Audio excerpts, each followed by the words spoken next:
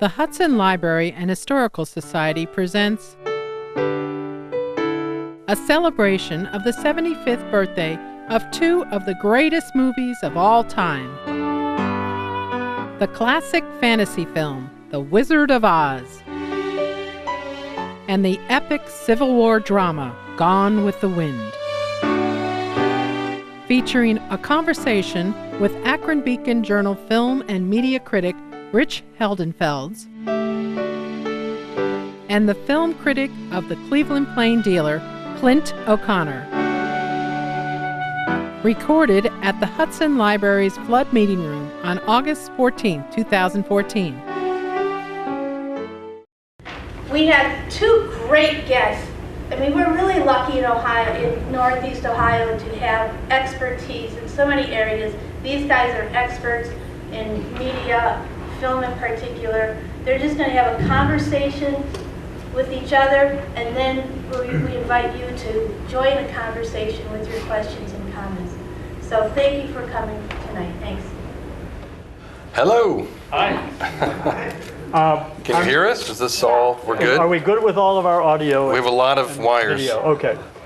I'm Rich Heldenfelds from the Akron Beacon Journal. I'm the pop culture writer there, which is the kind of vague title they give for the guy who writes about movies and TV and anything else they want me to do. Clint O'Connor, film critic for the Plain Dealer and Northeast Ohio Media Group. Sure. Cleveland.com, Yeah, yes. Cleveland.com, yeah, Yes. and I'm on Ohio.com and enjoy.ohio.com and whatever else they tell us they're going to put our copy on this week. That's true. And we're here to talk a little bit about two films in particular, Gone with the Wind and The Wizard of Oz, but about them in the context of the year 1939. As you all know, this is the 75th anniversary of that year, and there are a lot of arguments that have been made, and we've both written about this, about whether that's the greatest year in film history. So I thought I'd start by mentioning a few of the films that came out that year.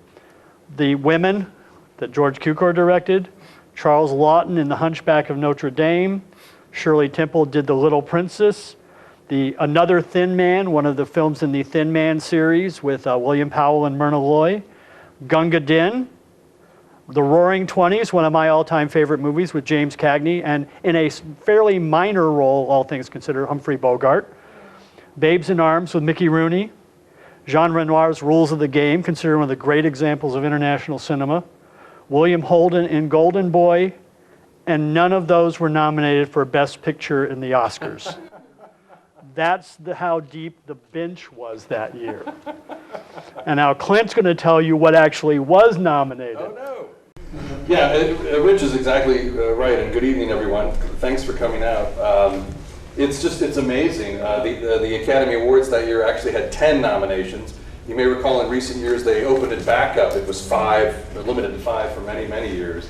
And they opened it back up. Now it's kind of 7 to 10. Up to 10. Yeah, it's a little bizarre. Anyway, so the 10 nominees for Best Picture in 1939, the two we're talking about, The Wizard of Oz and Gone with the Wind.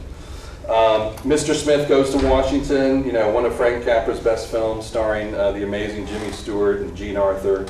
Ninotchka, evidence that Oscar actually nominated comedies once upon a time, directed by Ernst Lubitsch, co-written by Billy Wilder, who had only recently come over to America, didn't speak the best English yet. It was promoted as Garbo Laughs, because it was Exactly. not something she was known for. Someone who's not known for being light and breezy. Yeah. The fourth film was Stagecoach, John Ford in Monument Valley, where he shot many of his films. Claire Trevor, Andy Devine, and John Wayne breaking into stardom from obscure films as the Ringo Kid. And a little side note, supporting actor extraordinaire Thomas Mitchell won an Oscar for playing the imbibing Doc Boone, and he was in 4 other films that year, which is ludicrous by today's standards. Yeah, he was also in Gone with the Wind.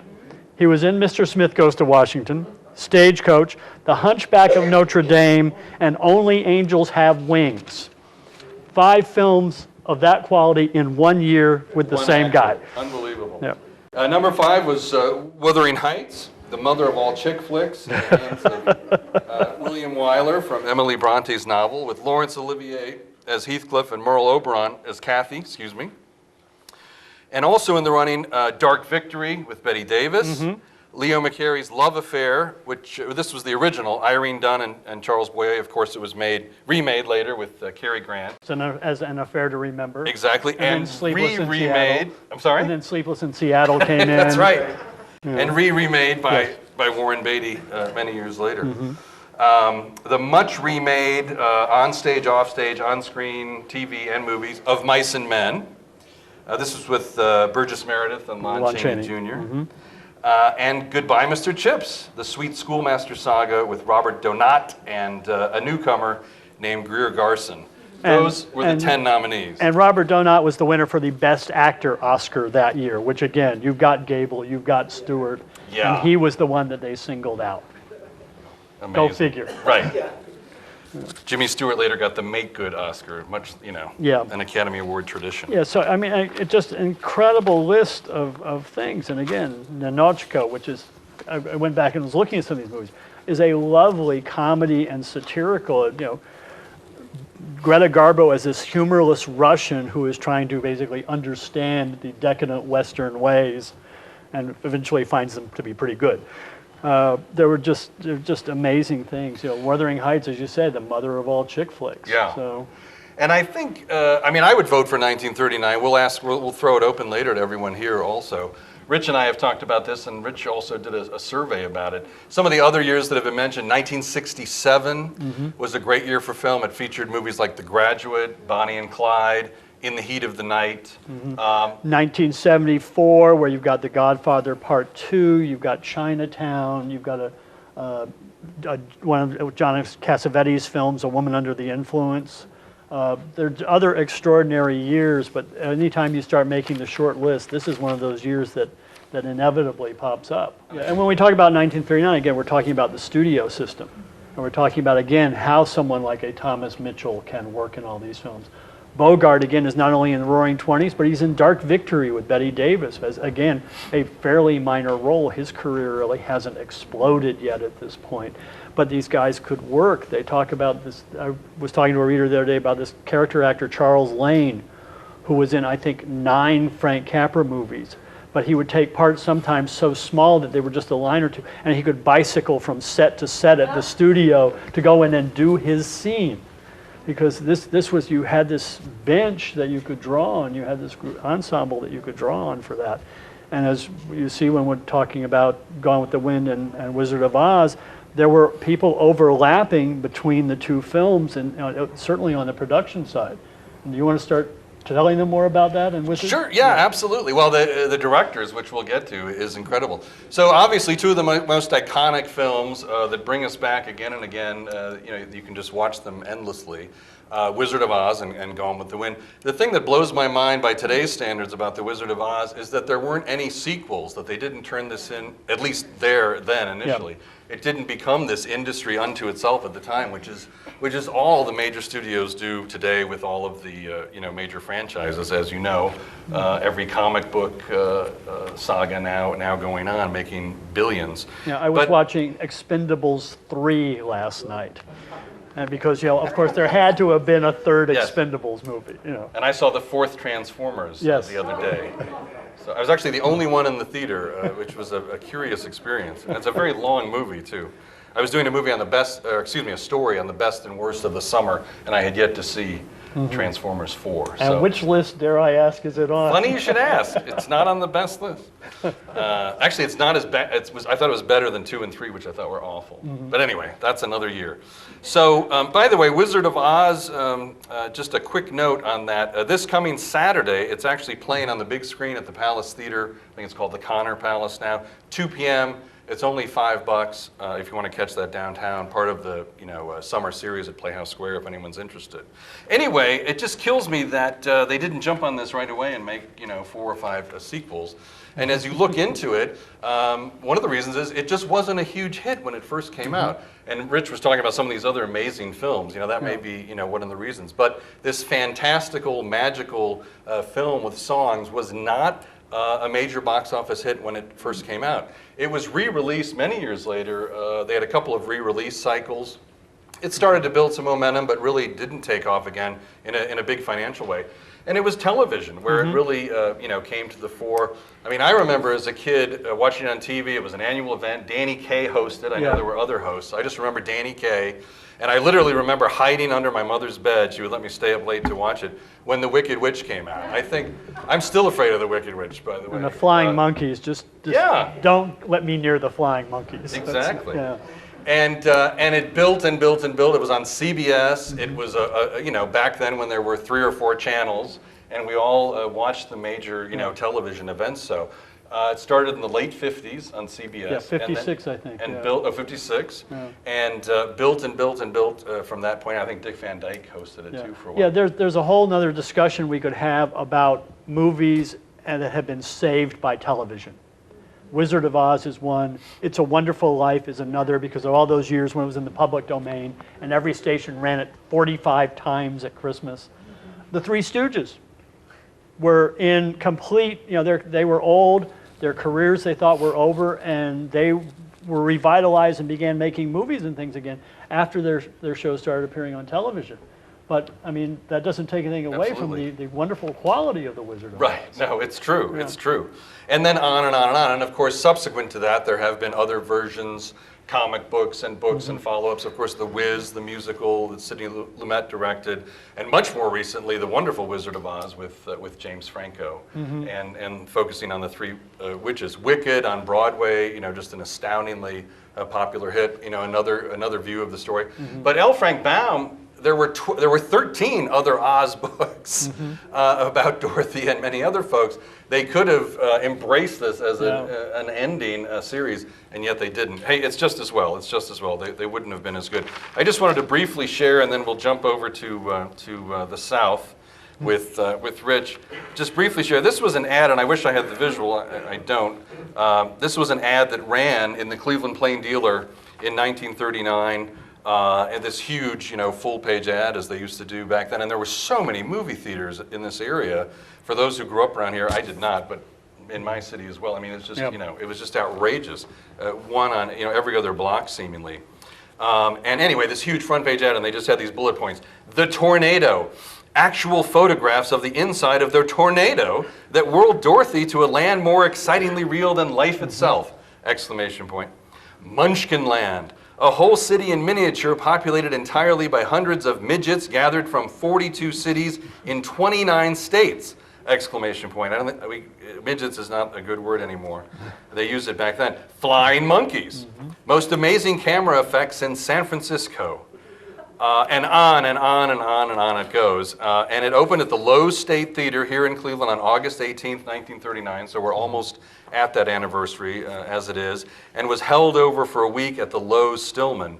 Again, going back to that year, movies played for a week or two in theaters that you know, the B pictures, you had the shorts and the newsreels running with it as well, and it was what, a dime or a nickel or something for the actual. When I was feature. A kid, which was not in 1939. No, nor I. I remember going to the kid movies, and it was like 50 cents for the movie, and you could go in with $1 and get a hot dog, a soda, popcorn, and ice cream. $1 now won't get you to the counter. No, you can't even park for $1. And, you know, Frank Capra said about that time period, when he was first making movies and everything, you made a movie and it went away. It played in the theater for 2 weeks and it was gone. You know, they never imagined that it would be played endlessly on something that didn't exist yet, television. Forget about DVDs and Blu-ray and Netflix, et cetera, et cetera. And it was you made your movie, and it played for a few weeks, and it went away. Now, something like The Wizard of Oz did manage to be held over, and these theaters held thousands of people, so it was a major event. But as you said, on first run, it lost money. It did. It had okay returns, but it had been so expensive to make that they lost money the first time around. Again, it wasn't really till TV that they started seeing a profit line on that. Now, so the directors, and we're going to toss it to Rich, speaking of Victor Fleming. You would think Victor Fleming would be the most beloved director of all time, having directed both of these films, at least by the credits. Mervyn LeRoy directed The Wizard of Oz. The original director was Norman Taurog. I'm not that familiar with him. He shot some of the original He did some Bob Hope scenes. comedies. Okay. Things, Richard Thorpe. Then handed it over to George Cukor, who we mentioned, who was called back over to direct Gone with the Wind, which he ended up getting thrown off of. Then they brought in Victor Fleming. Then he left early to go direct the rest of Gone with the Wind, and they threw it to King Vidor, a name you may know, another famous Hollywood director, who filmed the Kansas scenes, the black and white, the original scenes, and he is uncredited. In fact, all of those people were uncredited. It says directed by Victor Fleming. The writing credits are Noel Langley, Florence Ryerson, and Edgar Allan Wolfe, based on the L. Frank Baum book. Also, Arthur Freed, Irving Breacher, William H. Cannon, Herbert Fields, Jack Haley, E.Y. Yarburg, Samuel Hoffenstein, Bert Lahr, John Lee Mahine, Herman J. Mankiewicz, Jack Mintz, Ogden Nash, Robert Peroche, George Seaton, and Sid Silvers all worked on the screenplay of The Wizard of Oz. None of those people were credited. Yep. So it was a very collaborative business back then. Directors were not the kings that they are now. And Rich is now going to tell us about Victor Fleming and Gone with the Wind. Victor Fleming, again, you would think that in 1 year he is credited with Wizard of Oz and Gone with the Wind, that he would be considered one of the greats. But no, he was a director for hire, basically. And again, he came into Gone with the Wind after it had undergone some changes. George Cukor had been a director on it for a while. And David O. Selznick, who was the real, I think we can say, director and mogul on this movie, did not like what Cukor was doing, thought he was being too slow. Apparently Clark Gable had some concerns because Cukor was thought of as a women's director. In fact, when he got loose from these, that's when he directed literally the women. So they brought in Fleming, and Fleming was apparently more of what they used to call a man's man. Gable was more comfortable with him, and he was able to sort of get it through to at least some kind of point where the movie could be edited and made. That's only one of the problems that was going on. One of the things about both these movies that is so interesting, and you can say the same thing if we were to go a little later and talk about Casablanca, is how hard it was to get them made. You know, they had problems on Oz, like Buddy Ebsen was the original Tin Man. Right. Suffered, what was it, lead paint poisoning? Right, from the silver... From the suit, and they had to replace him with Jack Haley. Right. There were other people in the movie who came and went in terms of writing. Same thing with Gone with the Wind. They did not have their Scarlett O'Hara when they started production. I think she was finally found as they were shooting The Burning of Atlanta. And if you look closely at the scenes of The Burning of Atlanta, you don't get many close-ups, if any close-ups, of Vivien Leigh. And again, this search, Betty Davis is trying to get the role, all sorts of people want it, and they find this 26-year-old British actress who is known not only for a few films over there, but for being the paramour and wife of Laurence Olivier. And she's extraordinary. And she wins the Oscar. And then she has a career in which, after Gone with the Wind in 1939, she made 9 more films. And that was it. And she won a second Oscar while, among those 9 other films for Streetcar Named Desire. Yeah. So there are all these different challenges that are going on that are going into making these movies that now we look at them and we think, gosh, these are classics. And in some ways, I think we don't take them as seriously as we might because so many movies have borrowed from them. Or because we look at them now and we look at the color spectacle and we're used to that. And again, you go back and you look at other movies that were made that year and things we've talked about, Mr. Smith, Dark Victory, Roaring Twenties. These are all black and white films. And you go from those to this spectacular color in Gone with the Wind.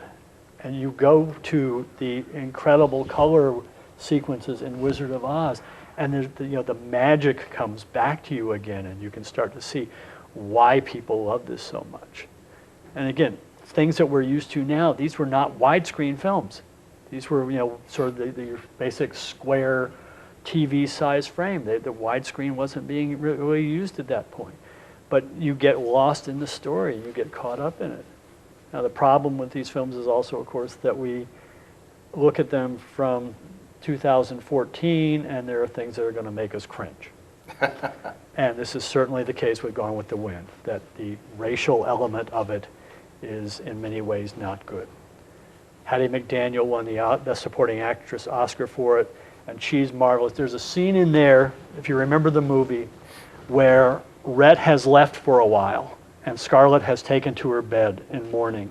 And Hattie McDaniel walks up a flight of stairs giving all this exposition, explaining what has been going on to Rhett while Rhett has been away, while crying. And you go, okay, that's the moment when you give somebody an Oscar. But at the same time, you have Butterfly McQueen giving a performance that, again, is kind of agonizing in terms of the stereotypes. But again, I went back and watched this movie again recently, and you get caught up in it. You know, it's almost 4 hours long, but you get caught up in it. And then, of course, you start wanting to go and find Carol Burnett's great parody of it, Winter with the Wind, with the curtain rod. Brilliant, brilliant. Yeah. Just saw it in the window. Yeah, but how do these hold up for you? I was going to say, I think Rich is absolutely right, and that's the beautiful thing about these films is they span generations. I know, my kids have certainly embraced Oz. They haven't quite embraced Gone with the Wind, but I think they've spanned generations, and men, women, both. It's all over the map, and that's the beautiful thing about them. I mean, yes, you're right. There's certainly things that are horribly dated about it, and of its time, of 1939, not 1865, but. Actually, speaking of race and Hattie McDaniel, not only was she the first African American to win an Oscar, she was the first African American to be invited to the ceremony, and that was a huge moment in 1940. It carries over. Yeah. But I agree. I think they're extremely watchable today, and and that's part of the fun. And of course, Gone with the Wind was this very beloved, huge bestseller by Margaret Mitchell, and at that time, the search for Scarlet. That was such a big deal. It's like J.K. Rowling and Harry Potter. They're about to make the movies based on these books. There were 4 Harry Potters before they got around to the movie. And people, they're so protective of their novels and of their characters, and they had to get it right. Yeah, and as I recall, Margaret Mitchell's first choice for Rhett was not Clark Gable. I think she might have been leaning more toward Cary Grant, maybe. Oh, I don't know. She had a little different image of it, but the public, Gable was the king. That was the way they described him at the time. There was no question in the public mind that Gable was going to be Rhett Butler. And he's one of Ohio's own, so more power to him. And it's a marvelous performance. I mean, maybe he's got some other great ones. It Happened One Night, The Misfits, some other things. There's a little movie of his called Teacher's Pet I love, but. This, in terms of the range of things he has to do, certainly has to rank among his best performances. Yeah, absolutely, absolutely. And again, you just look top to bottom in this thing, where you've got Thomas Mitchell and you've got Olivia de Havilland, and a lot of argument over her character and whether she's too saintly or Melanie. Melanie is just so good. Yes, she is. But then she has to be because Scarlet is so bad. If we're going to argue about casting, I would argue that Leslie Howard is a mistake. I'm getting a grimace here. Ashley. But part of it is Ashley is such a terrible character. There's that point at the end when Scarlet thinks she can finally be with him, and he's like, and he's been telling her off and on for years, "Oh, I love you. Oh, I love you." It's like, well, no, I'm going to stay with Melanie, and you just want to go. You could have told her that 20 years ago. And the same thing with Oz, though. Oz has just got so many wonderful people in it. Oh, my God, yeah. I mean, Bert Lahr, they rejiggered some of those songs for him and his sense of humor, and he worked on those, too, as the Cowardly Lion. And, it's just brilliant. Frank Morgan in several roles in that film. If you were making a film like that today, obviously you have the ridiculous amount of digital technology at your fingertips and all of the CGI and effects. And back then it was hand done. It was matte drawings, and you can see that occasionally in some of these films that you're again, our modern eye is aware of when it's a painted right. The Emerald City from afar. Right. But it still ends up in a lot of ways working. I love the lighting in Gone with the Wind, the sunset backdrops in so many scenes, because, and this is again where we think of it as a great entertainment, but the thing that's going on there, that it is sunset. The sun is sinking on the south, and it's sinking on these characters. And so at the end of the movie, when Scarlet is alone except for Tara, and it's sunset again, and the life she's known is over in so many ways, and they foreshadowed that by using it in other places. And again, these are industry guys. They're not necessarily thinking in great depth about that. But you look at it now and you go, they really knew what they were doing. Yeah, it's beautiful. And I would argue The Wizard of Oz is one of the greatest films of all time, arguably the greatest American film, because it's just this, it embraces fantasy and dreams and all of this joyous celebration, but then there's all of the fear and conflict, and yet in the end she just wants to go home and be with her family. So, and it's beautiful. Yeah, and that whole thing of making movies for kids that can still scare the daylights out of kids. And Bambi. Right. You know, take the first 10 minutes of Bambi and you're just like, I know. Oh no. Disney does not treat mothers or stepmothers well. It's frightening. That's exactly right. Yeah. So what do you guys want to talk about? Along the line of what you said, I'll stick my nose in. And you're right about the attraction of something like Gone with the Wind. Anytime it's presented on a big screen, it draws a crowd. There was a time, I believe, when it was only released every 7 years, and I still believe that it has drawn the most money in history. When you adjust for it, it is still the biggest box office hit of all time when you adjust for inflation. That's right. Bigger than Avatar, bigger than things that in modern dollars have passed it. It is still by far the biggest, and was huge that year too. And that's true of other films like The Sound of Music, Ben-Hur. Once you adjust for inflation, actual tickets sold. Yeah, they all. And what's interesting also about Gone with the Wind, I'll stop dominating this thing, but nobody ever leaves. It's a long movie. But once people are into it, they're entranced and they're compelled to stay to the end because the storyline is good. Yeah. And again, you know, the intermission and the turn it takes in the second half, where as much as things have sort of fallen apart in the first half, you look at all the stuff that happens in the second part of that, and that people are children dying, marriages breaking up, Melanie dies. I hope I'm not spoiling it for someone.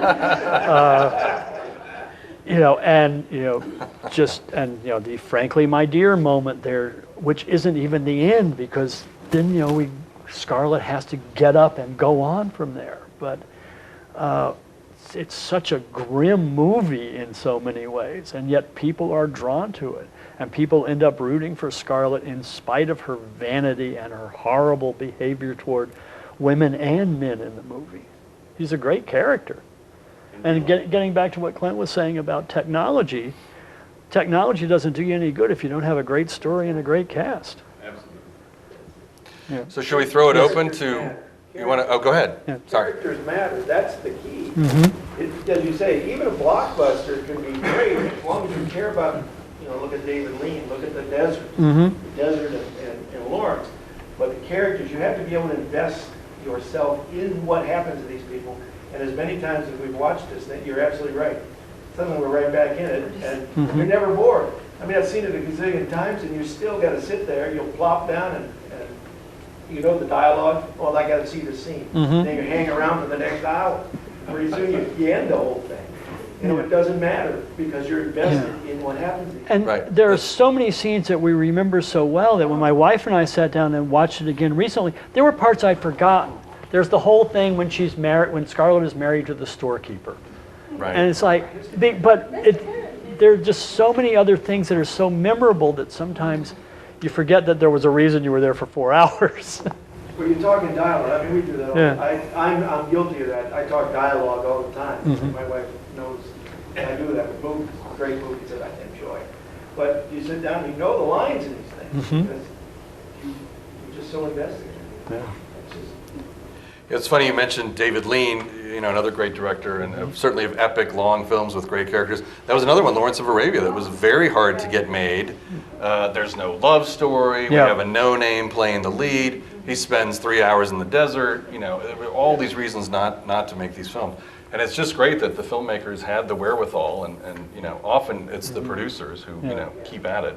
And we get those kinds of films. But not everybody can make the epic long. Right. As Rich said, it's such a long film, but it holds you. There aren't that many that can pull it off. A David Lean can do it. A Peter Jackson. David Selznick did it, but David Selznick is one of the great single-minded producers. And in a way, is a precursor to the independent filmmaker of today. That, yeah, MGM ends up getting a piece of that, so he has the money to make it, but he's trying to make the movie that, you know, that he has in his head that he thinks the audience wants. And, you know, again, the result's extraordinary. Other times it didn't go so well for him, but he is in a way one of the independents. Anybody on this side of the room have a question? Go ahead, or some of your favorite movies from that Or a year, comment. or anything. Do you have any obscure facts or information about either one of these films? Obscure facts. Were there outtakes? Yes, well, in fact, in Wizard of Oz, there was a whole musical number that was cut called The Jitterbug. Yeah. Right. That they've re-released, they found and re-released on DVD. So there were bits and pieces like that. I don't think, it's not like today where they figure save all the pieces so you can put them on the DVD or the Blu-ray, but there are things we know that were lost from those movies, and there are, you know, screen tests and things like that. Gosh, trivia, I mean, these are two movies that we know so well, it seems. George Reeves, TV Superman, is one of the Tarleton twins. Right. With red hair, you know, very early in the movie, and especially when I was a kid and saw it, that was something that just threw, wait a minute, what is he doing in this movie? That's right. Where's Lois? Okay, here's some obscure. Why you mentioned that, I gotta say, Fred Crane speaks the first line in the movie, but in the credits, they have the names reversed for the Tarleton. Oh. Okay. See, trivia. There you go. Okay, so obscure facts, Wizard of Oz anyway. L. Frank Baum co-produced a musical that debuted in Chicago in 1902 and was on Broadway in 1903. So of course this book was many, many years before the film was made, unlike Gone with the Wind, where it was so much part of pop culture at the time. Obviously, it's been in novels, Broadway shows, comic books, cartoons, untold number of high school musicals. There's the whole Pink Floyd synchronicity thing that they sometimes play in Akron. Pink you Floyd, all know Dark about Side this? of the Moon. Yes. If you sync it up with the movie The Wizard of Oz, there's some key moments where it seems too it's perfect. very peculiar. An Elton John album cover. And there were silent versions in 1910 and 1925, followed by obviously the 1939 classic. We didn't mention that the picture that won Best Picture and won the Oscar was not The Wizard of Oz, but no, it was Gone with the your Wind. film. The Oz, I think Gone with the Wind won 8 maybe, but Oz won 2. One for the best song, Over the Rainbow, and one for best score. And it was nominated in other categories, but it didn't win. But not as many as Gone with the Wind. That's it. With Gone with the Wind, of course, there wasn't a sequel immediately, but there was many years later. You know, Margaret Mitchell only really left the one book, but then her estate had someone else come and write this book, Scarlet, which they made into a TV miniseries with Joanne Whalley and Timothy Dalton, one of the lesser James Bonds, as Rhett. It was not good. There were also movies made, there have been at least one TV movie made about the casting of Gone with the Wind. That there was Garson Kanin wrote a novelette called The Scarlett O'Hara Wars that was adapted with various actresses playing Bette Davis and Joan Crawford and all these other folks from that period. And so there are little things like that. The Burning of Atlanta, again, was I think the first thing that they shot because it was so big, and they, you know, if that didn't work, then they were pretty well done. As we talked about, there were directors replaced on it. There were tons of script. If you're feeling very patient and want an interesting read, there's a book called Memo from David O. Selznick, I believe. The largest part, I think, of the book are the memos he was writing during Gone with the Wind. He was a notorious memo writer, dealing with every detail of these things. And so you see them talking about the money and the casting and everything else. Not only that, but from other films. And it's a really interesting look at how movies were being made then. Yes, sir? Interesting bit of trivia. The only major character, the only actress that's still alive, is Olivia de Havilland. And she just turned 100? Yeah. She's in Paradise.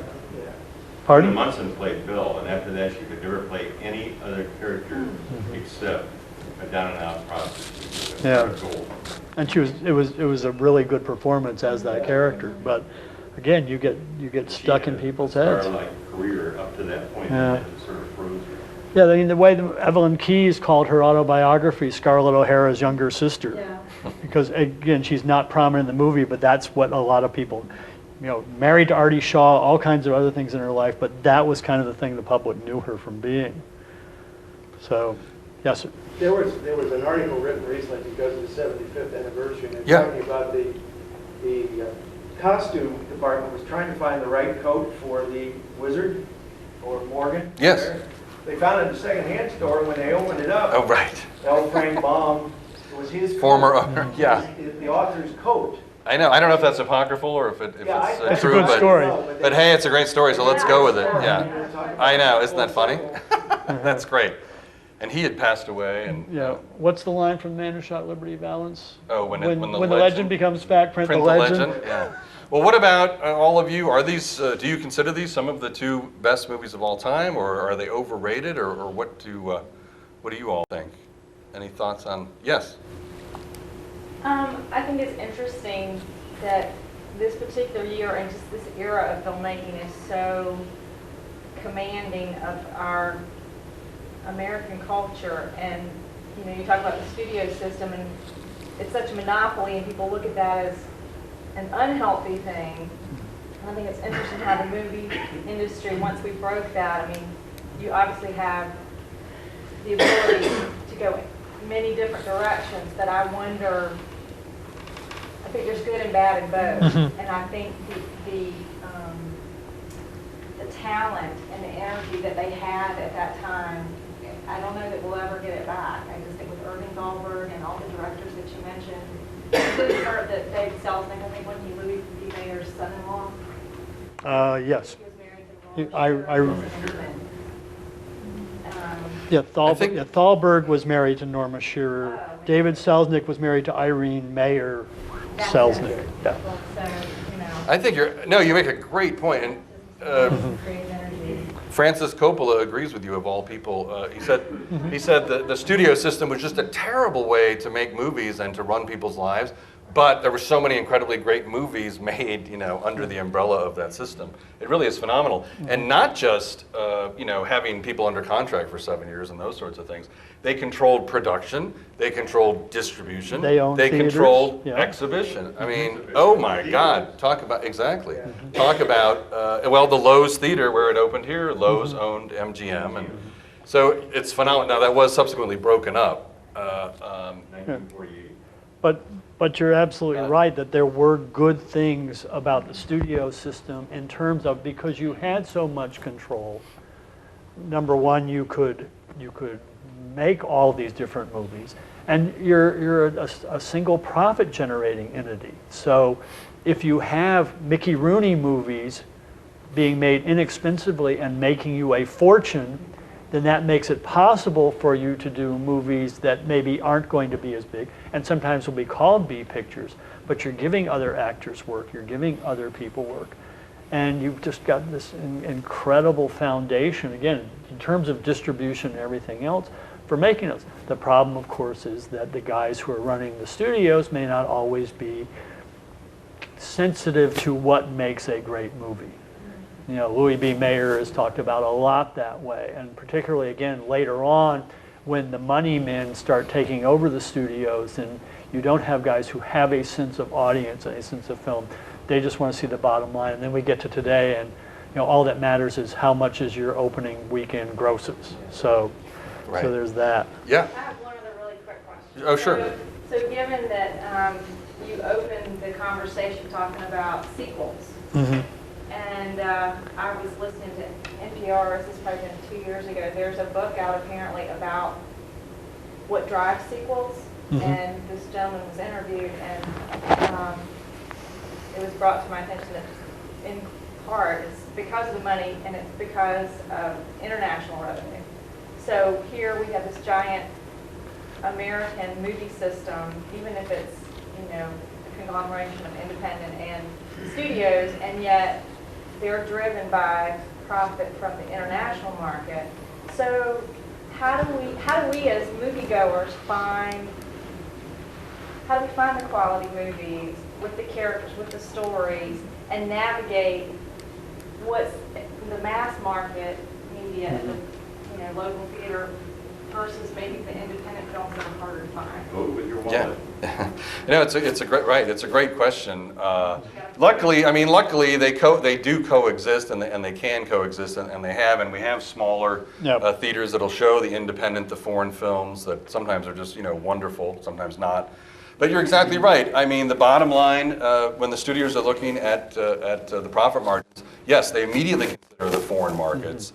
And they already have a marketing campaign in mind for that. I interviewed Kevin Costner when he was in town shooting Draft Day last year, and he talked about they say these movies are too American, meaning it won't sell overseas because there aren't enough explosions or car chases or a sexy girl in a miniskirt or whatever would fit in the poster and the trailer and all the ad campaigns. Yeah. And the franchises, which you're talking about, the sequels, obviously there's that built-in audience, there's that built-in awareness. All you have to do is show a picture of Spider-Man. You don't have to say anything. Just show Spider-Man in costume. That's it. That speaks for itself. Oh, there's another Spider-Man movie. You can argue the merits of that. But it's just, it's too much of an easy sell, whether they speak English or not, whether there's subtitles or not. The action films lend themselves to that with a few big names. Yeah, the action films, very little dialogue, big action, and so very sellable. And it's and again, it's a reason why you see something like, and I don't mean to harp on it, even though it is a terrible movie, Expendables 3. Because which only Rich has seen. You can all see it Friday. Yes, or not. Vote with your wallet. The first one made $100 million in the U.S. It made $200 million overseas, or $174 million. Second one made $85 million in the U.S., which would suggest that the franchise is fading. It made more than $200 million overseas. So each of those movies has grossed about $300 million thanks to international revenues. You take something like Battleship, which was considered to be a humongous dud, but it made a lot of money. In fact, they opened it overseas before they opened it in the U.S. because they wanted to get as many of those action dollars as they could.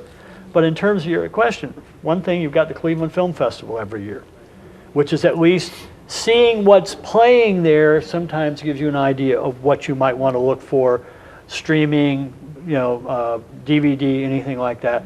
We've got the Cedar Lee. We now have the Nightlight Cinema in downtown Akron, which is coming up with a very interesting slate of films. They were showing Snowpiercer, this film that there's been this amazing buzz about with Tilda Swinton. They had that. Very good. They've had To Be Takei, the documentary about George Takei. They had a Susan Sontag documentary. Again, these are not things you're going to find at your Regal or your Cinemark, but there is this opportunity at those theaters to see some of these other films. I'm going to stick my nose in again. And if people say that they want to see them, and Nightlight is doing that, for example, like the Ebert documentary. Right. It was playing at the Cedar Lee, it played at Nightlight. But people who say they want to see things like that need to go and pay at the box office and buy concessions so they can continue to show things like that. And Nightlight's only a 50-seat theater. It's not as if they're trying to fill a big multiplex. And so but it's an opportunity that, again, people can take advantage of. You can go to their website and see what they have coming up and when. And they've got some interesting movies. And I've talked and written about them a fair amount just to try and make sure people are aware that there is this other opportunity. We're very insular in some strange ways. I get the calls from people not only that don't want to drive the Cedar Lee, but say live in somewhere, say in Highland Square, and don't want to have to drive to Fairlawn. Or they'll say Chapel Hill is too far, or Valley View is too far. And again, it goes back to what Clint was talking about that day when we had movie theaters, it seemed, on every corner. And so we got kind of used to the fact that there was a corner theater, at least for people of a certain age. And we don't have that anymore, and sometimes you're just going to have to drive a little ways to see these films, or again, wait for them to come out on one of the many, home video platforms that we have. Another place. Oh, wait yes, one sec. Well, wait, no, I'm going to jump in on that. And to your point, Rich, I'm sorry, Clint, but we ran the Highland Theater for 3 years, and we had crowds of 6 and 5 as we did those kind of films. need to really show up. Yeah. I'm sorry. No, that's okay. No, we're going to go to you in 1 second. I was just going to say also the Cinematheque at the Cleveland Institute of Yes. Art. But as you just said, sometimes they'll have 12 people in the theater. But that is where you can see foreign animated films you may not see elsewhere. Classic films, long lost films. They show films on actual film as opposed to digital. Yes, you had a question. Go ahead. Have you evaluated Boyhood? Boyhood, I really enjoyed it. I thought it was phenomenal, and not the least of which was the way it was made. Did you see it? What did you think of it? I thought its primary value was the way in which it was made. Yeah. That it took so many years to carry the same actors through. Yeah. The story was not, in my opinion, very Not captivating. horribly compelling. If you haven't seen it or heard about it, Richard Linklater, the writer-director, who's made some terrific films, decided to make a film about boyhood and growing up. And typically you'd have different actors playing this boy at different stages of life, and et cetera, et cetera. Well, instead of that, he spent 12 years shooting this film, and it follows a boy from first grade to leaving for college. But what is your name? Karen. But as Karen said, it's not the most compelling film, nor was that his intention. So you got to have to kind of take it with a grain of salt. It's 2 hours and 45 minutes. But you're right, it's like life. He doesn't have drug dealers and car chases and that kind of thing. So sometimes, it's kind of dull, and other times it's picks up. I think overall, though, I thought it was just touching and heartfelt. And so that's why I recommended it to people. But I think I agree with you, Karen. It's mostly this amazing undertaking of getting all these people together once a year, every year for 12 years, for 3 or 4 days to shoot these films. Ethan Hawke and Patricia Arquette and Eller Coltrane, who played the boy. What did you think of Boyhood? I have not seen it. I have to explain. Unfortunately, I have a peculiar job. As I said, I do movies and TV and other things, and so I don't get to as many movies as Clint gets to see. And sometimes we even spend our own money to go and see things like The 100-Foot Journey because I didn't get to the preview, and so I can't comment on Boyhood because I haven't seen it yet. What do you think of the 100-Foot Journey? I thought it was a nice little movie. What did you think? I haven't seen it yet. I heard an interview with Helen Mirren on it. I loved it. I loved it. It's an interesting case of marketing because the ads are so heavily Helen Mirren, and it's not about her as much as the trailer suggests. And again, that's because they know that Helen Mirren is a name that is going to resonate with an audience the way Ampuri, for instance, is not. It's a nice movie, and when we went to see it, you could see by the trailers that they kind of know who their audience is, because one of the trailers was for the sequel to The Best Exotic Marigold Hotel. If you want to talk about sequels, yes, The Second Best Exotic Marigold Hotel is the name of the movie, which is right up there with Sharknado 2, the next one, among great titles. So, but it's not a movie I was going to run out to 10 people and say, you must see it. You said you loved it, though. I'm sorry? Yeah, you said you loved it. Oh, I loved it. I loved it. I thought it was charming. Yeah, there's a And if you're into food and cooking, also the scenery in France was beautiful. Yes, in the back. Go ahead. Do you have any foreign films that match with the stature of these films that are your favorite? Of the films from the 30s? No, or any. Or any films? Match with the themes. Great foreign films. Rashomon? I'm trying to think of things I've seen recently that would stack up. Oh, gosh. I haven't seen a lot of foreign films this year. I was just trying to think. Few documentaries. And this is one of those terrible things where if you said a title, I would go, yeah, that's one. But I'm just.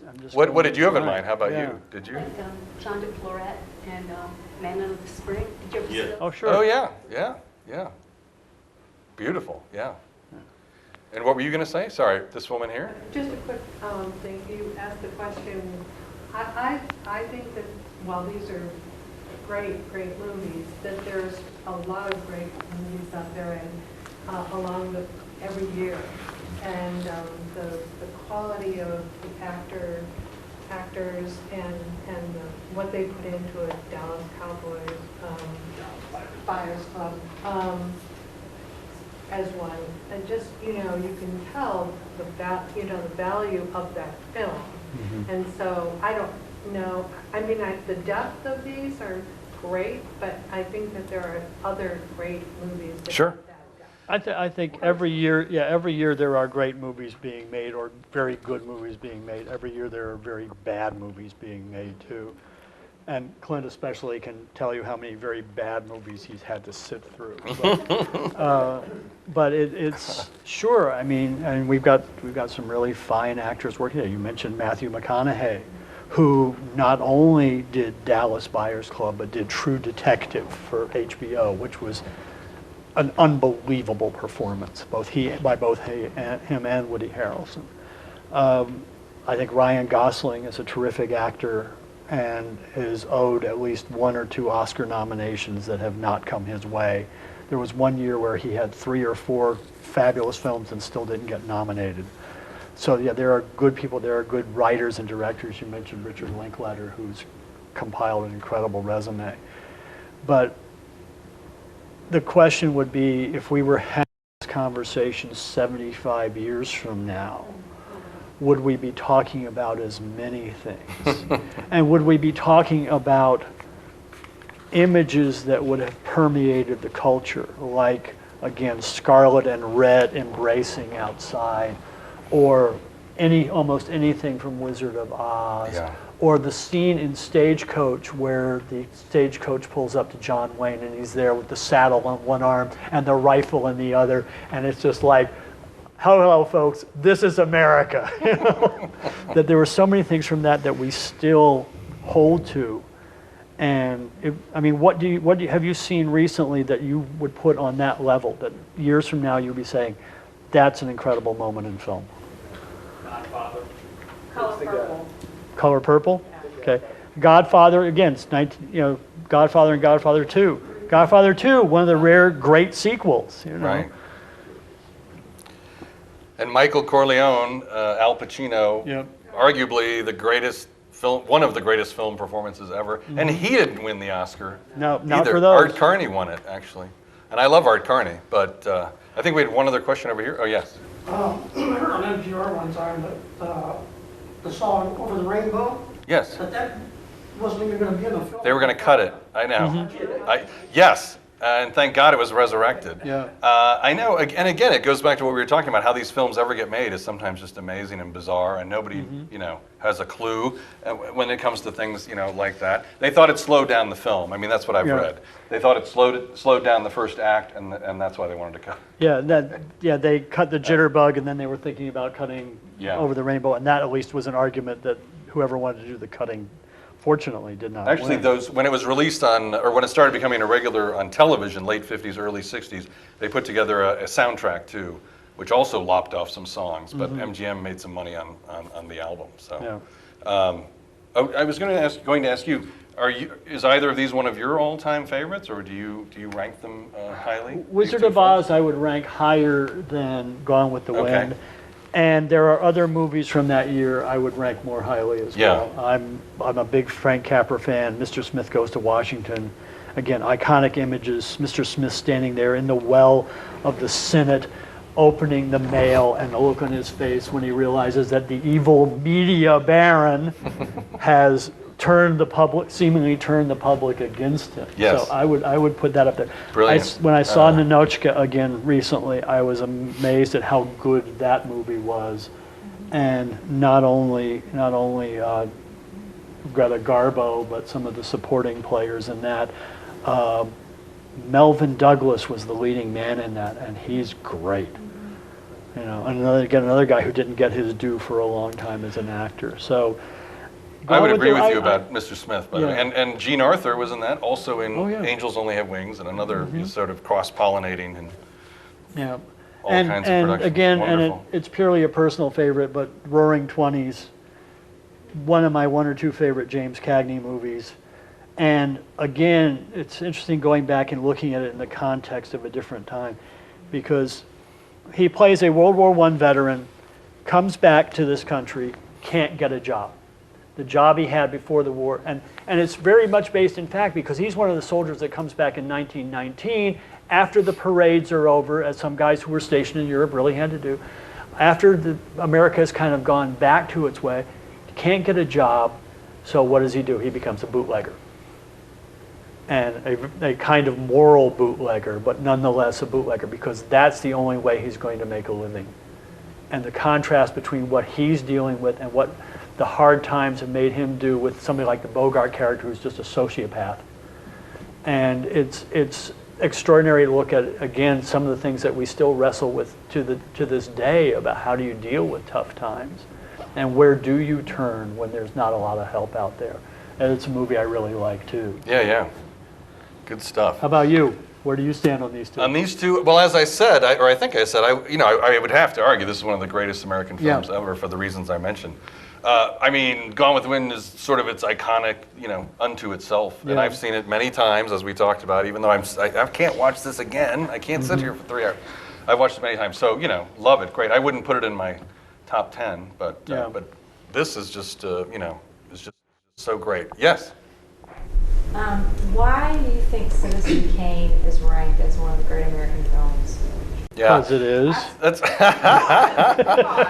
That's a great question. Times, and every time I kind of go. It's funny. I know. I show it to students. Yeah. I teach sometimes at John Carroll University of Film class, and it's you should talk to 19-year-olds about it. That's a whole other reaction. Well, because it was so amazing and different for its time, and Orson Welles had never made a movie before, and the people he was working with had never made movies before in most cases. They had come from radio and theater, and I mean, there's just so many. I mean, we won't get into all of the technical aspects of it, but just the way it was shot, the way it was scored, his transformation. Talk about aging your characters from 25 to 68 or whatever it was.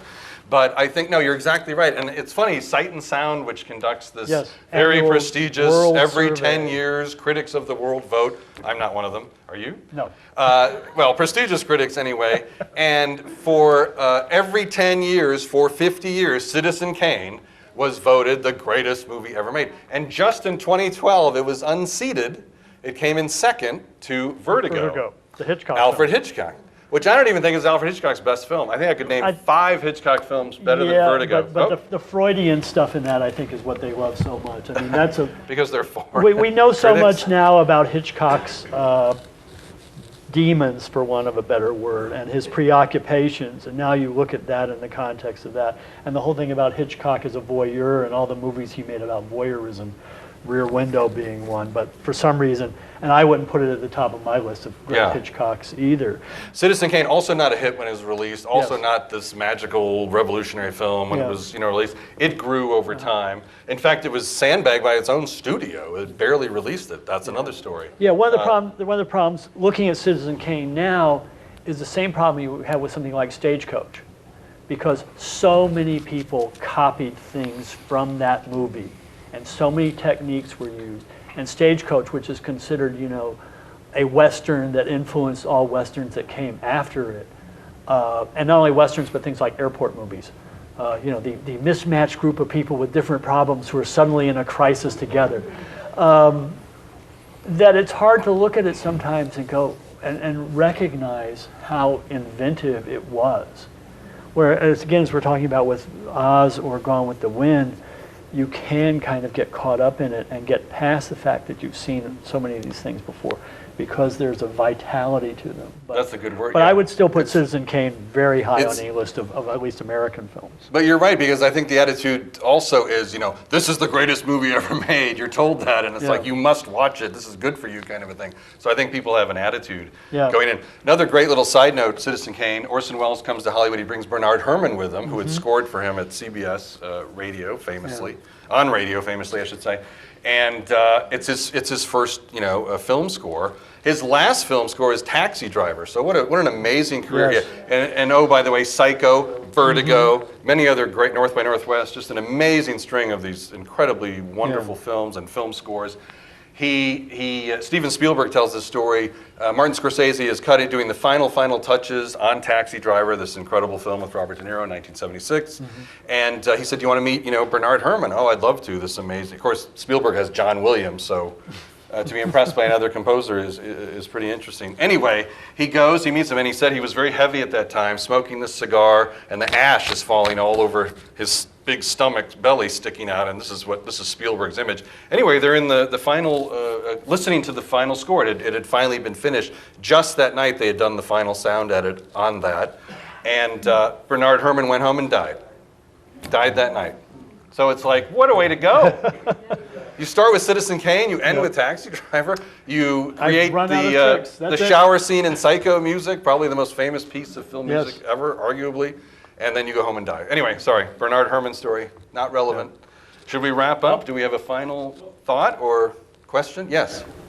Could you just tell us your all-time favorite actor and actress? I'd have to say Cary Grant comes to top of mind for me. Actress, I go back to this era. Katharine Hepburn, Jean Arthur, Carole Lombard. I love people like that. Rich? Oh gosh. On actress, I'm going to go completely left field and say Ann Sheridan. Oh wow. Because Ann Sheridan was one of the true great, forgive me, babes in movie history. And and we talk about, Lauren Bacall, rest her soul, and other people. Ann Sheridan was kind of Lauren Bacall times 10. And you look at her in something like Torrid Zone with Cagney, and it's an amazing performance. Favorite actor, oh gosh, Pacino's high up there in spite of everything he's done in recent years. Cagney is way up there. Of more recent people, Denzel Washington is pretty extraordinary, although again, he's been taking a lot of paychecks lately. But if you go back and you look at him something like Flight, and you see what he can do when he wants to do it, it's pretty amazing. So see, I cheated and named 3. No, very good, very good. Well, what a dump. Thank you for coming. And if you have any questions, go ahead. Yeah. No, but you just exemplify what seems to me is movies back then were dependent on great actors. Mm-hmm. Today they're dependent on computers. Mm-hmm.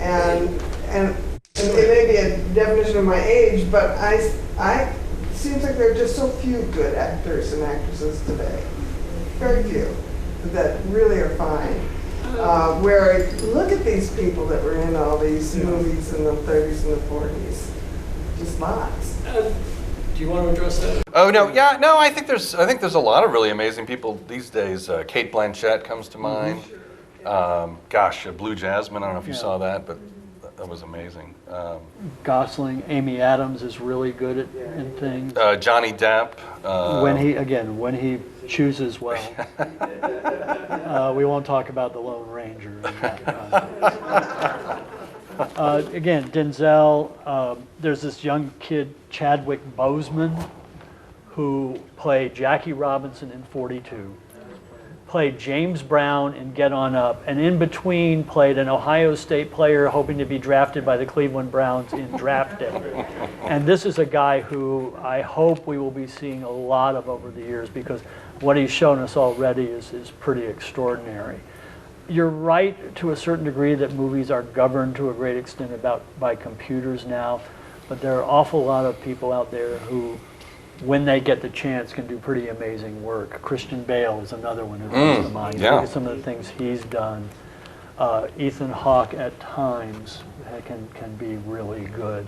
It's just they've also, again, you go back to the studio system. You're under a contract to the studio. You're getting paid, and they may be telling you what movies to go make, but you're getting paid every week. And you have these guys who, they finish a job, and unless they're booked for Transformers 5 or something, they don't know when the next paycheck's going to come along, and they have to say, what do I do to make a commercial film to keep my career going? Burt Reynolds used to make 3 movies a year. He made one for the Southern Drive-In circuit, he made one for his action movie fans, and he made one that he could be proud of. To be proud of as an artist or as an actor. And you've got to figure out how you're going to maintain all those things at once. I would recommend, and you guys jump in with this too, HBO seems to be the place where they're making character-driven, story-driven, slower films without a lot of the special effects. That's what we're finding. And that's a whole other discussion, is how great television is these days. House of Cards on Netflix, and I mean, oh my God. And Orange is the New Black is even better than House of Cards. Again, content issues for some people. I was going to say, there's a lot of, watch out. Just be warned. True Detective on HBO. It's very good. Well, I like Mad Men too. Mad Men on AMC. Right. I don't need my contact lenses. House of Cards, oh my God. But also, using our catalog, use our libraries, because the library has a lot, through CPL, we can get a lot of the smaller films that are at the Cleveland Film Festival. Also, for the HBO, you would put in HBO as the author, and then that'll pull them up. Price is right, you can't beat it. Although I do go to the films. I go to this movie. See it on the house. big screen, the way God intended. Right. I agree with you, except some of these are on the small screen. But HBO is doing it. Use your public library. It's a good source. Thank you so much for coming. This has been fabulous. Yeah, thanks.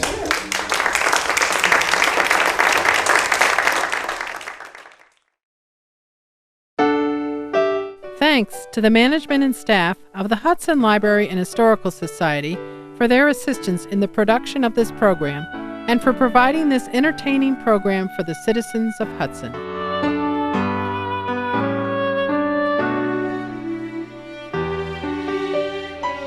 For a DVD or Blu-ray copy of this or any HCTV program, contact Hudson Cable Television at 330-653-2500 or via email at hctv@hudson.oh.us.